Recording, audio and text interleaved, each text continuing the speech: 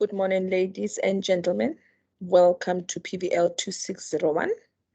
Today, we will be focusing on study unit 20, titled The Duty of Support in Respect of the Child. This study unit is basically similar to study unit 19 in certain aspects. So we're going to deal with those aspects in this study unit.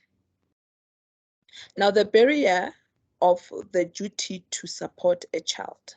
Now we're going to explain again what the barriers of the duty to support the child lays on or focuses on.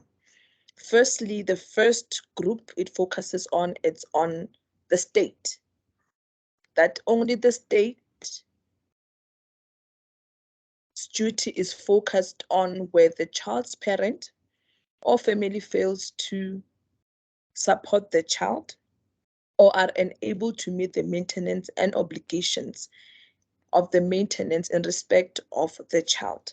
Remember, we did mention that the state would then provide social grants, foster grants, and the National Nutrition Feeding Program. Yes, those are one of the manners in which the state's duty to support of the child are. The second group are the parents of the child. Their duty to support exists on the operation of law. So the law lays a duty on the parents to support the child. Those are the first people that will be given the duty, or the duty rests on to support the child. Then when they fail to do so, that's when other people will be mentioned, like the grandparents of the child. Now the duty passes to the grandparent, where the parents of the child cannot support the child. Where the grandparents of the child fail to support the child or are unable to support the child, now the duty falls onto the siblings of the child.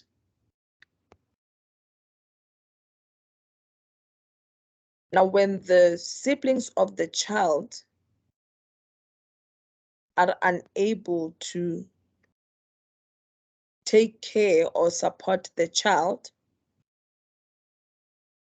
the duty now falls to the person who is not the child's parent, who's not the child's grandparent, or the child's siblings, but has a care of the child in terms of a court order or a parental responsibility and rights agreement which has been taken effect, or by an appointment by a parent who has sole care of the child while the parent was still alive. So in this case, it could, for example, the court can grant an order of a parental responsibility and right to any person who cares about the child, and that person now has the duty to support the child.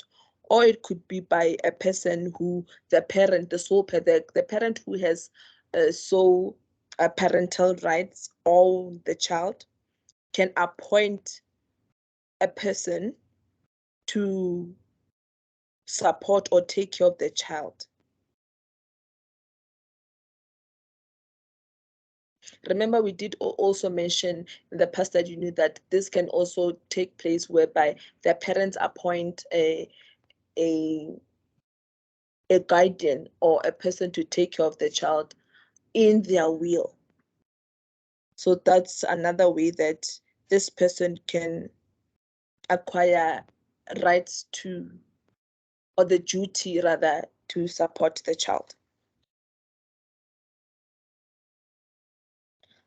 Lastly, the duty to support the child now could also fall to a step parent.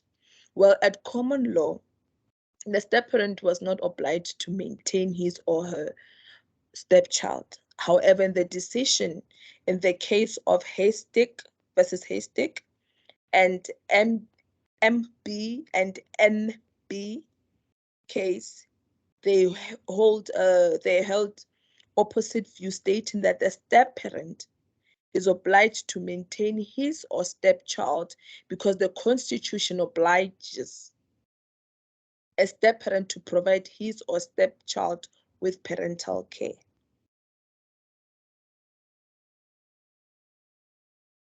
So now, because now we're done with the barriers of the duty to support the child, now we focus on the recovery of the expenses relating to the support.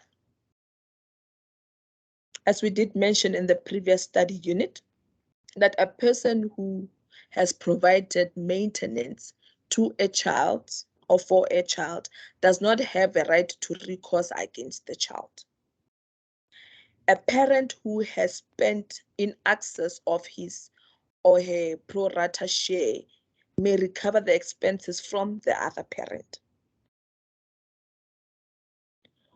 Lastly, the father who was maintaining the child and later finds out that the child is not their biological child, or they are not the biological father of the child, may have recourse on the expenses relating to the support.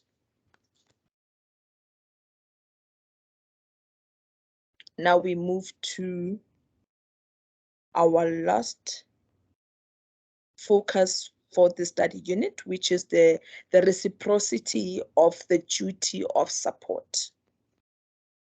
Now, the principle of reciprocity applies in respect of the duty of support between the parents, the grandparents, the siblings, and the children and the child. What this means is that, for example, whereby where the parents can support the child can also support the parents. Where the grandparents have supported the child can also support the grandparents.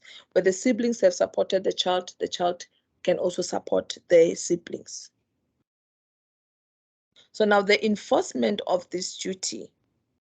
Section 305, subsection 4 of the Children's Act provides that a person who is legally liable to maintain a child and fails to provide maintenance to their child will be, while liable to do so, is guilty of an offense.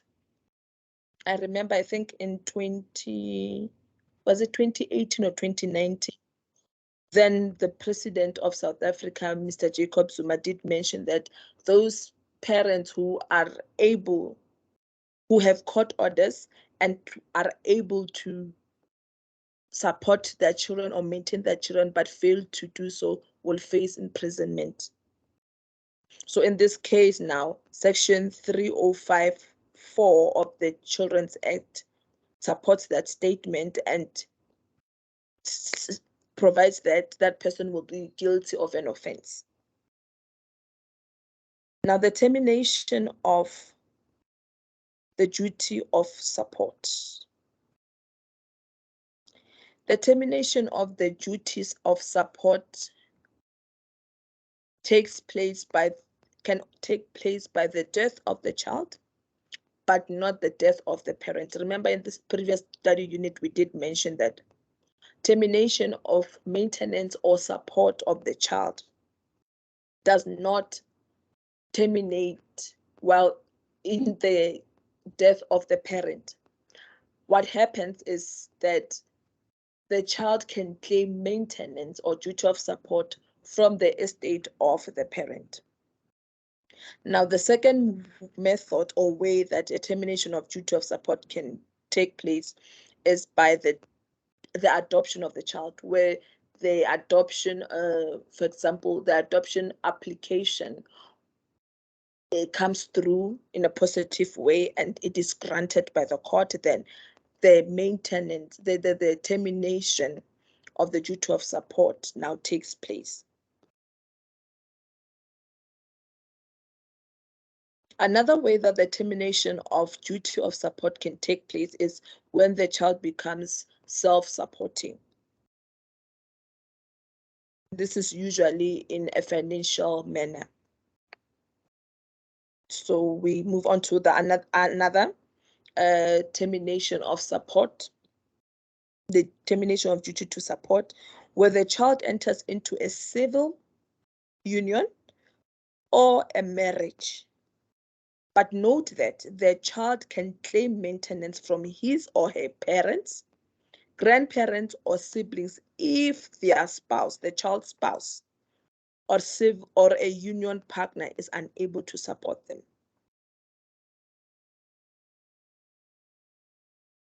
So I'm going to highlight here that you must note that there is a difference between the termination of a maintenance order and the termination of a duty of support in respect of a child. So we're going to now highlight the difference in the termination of a maintenance order. Usually what happens in the maintenance order is that the duration of the maintenance is placed until, for example, the age of a child. So there are cases whereby the court might not highlight that the order would lapse at a certain age of a child. So in the case where the court order, or the maintenance order rather, stipulates that the maintenance will lapse at a certain age of a child, that's when the maintenance order will lapse at. And where the maintenance order does not stipulate that the maintenance order will lapse at the certain age of a child, the maintenance order continues until the child is self-supporting. So in the case whereby the maintenance order has lapsed at a certain age of the child can now, and if that child is not self-supporting at the child, they can also approach the court again to review their order, and they can also extend the maintenance order to suit the child until they are self-supporting. So in the case of B versus B, the court held that where the court does not stipulate that the order lapses at a certain age of a child, the maintenance continues until a child becomes self-supporting. So this is the case that states, talks about where the court order or the maintenance order does not stipulate where the court order lapses at a certain age of the child. Lastly, the termination of the duty of support. This one takes place where the child is self-supportive. The termination of the duty of support takes place where the child is self-supportive. This brings us to the end of our session. I hope everything was clear. If you have any questions, please state them in the description box and we'll have them answered. Thank you, ladies and gentlemen. Best wishes with your exams.